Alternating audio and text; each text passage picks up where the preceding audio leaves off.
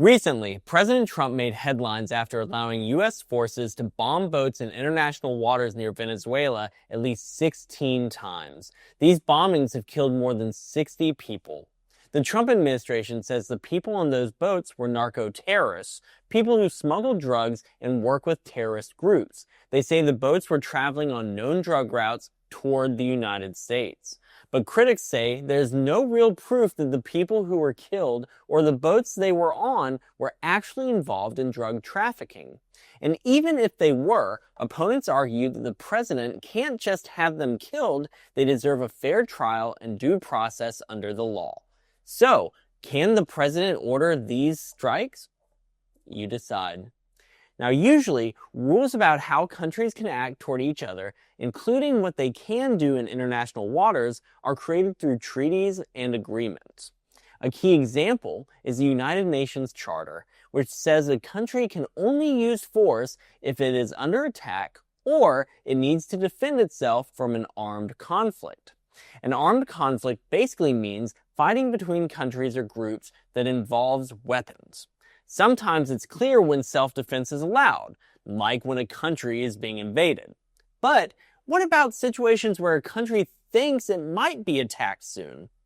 Can it strike first?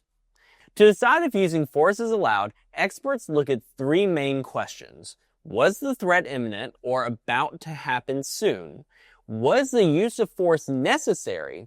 And was the response proportional or not more violent than needed? In a memo to Congress, the Trump administration said these bombings were acts of self-defense during a non-international armed conflict. They argue this conflict involves drug smugglers bringing drugs into the United States. The administration would support their claims by pointing to a recent article that said at least 4 of the people killed were drug runners. It also has claimed the attacks are on members of Tren de Aragua, a group the United States has called a terrorist organization.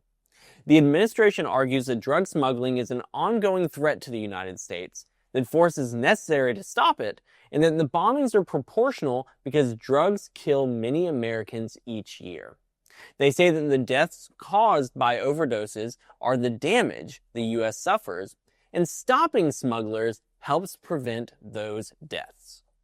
Now, opponents argue that there's no solid evidence showing the people who were killed were drug traffickers or terrorists. 2 survivors from one of the attacks in October were released to their home countries, which critics say shows the United States has no proof against them.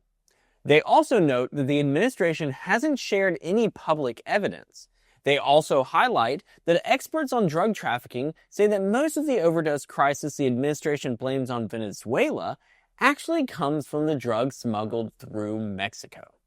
Opponents also argue that even if those boats were carrying drugs, bombing them is not proportional. A fair response would be to capture and put them on trial, not to kill them. So, are the Trump administration's actions legal under international law? Or are they breaking it by using deadly force without clear proof or due process? You decide. I'm Brenton Goodman. Thanks for watching, and don't forget to like, subscribe, and comment below.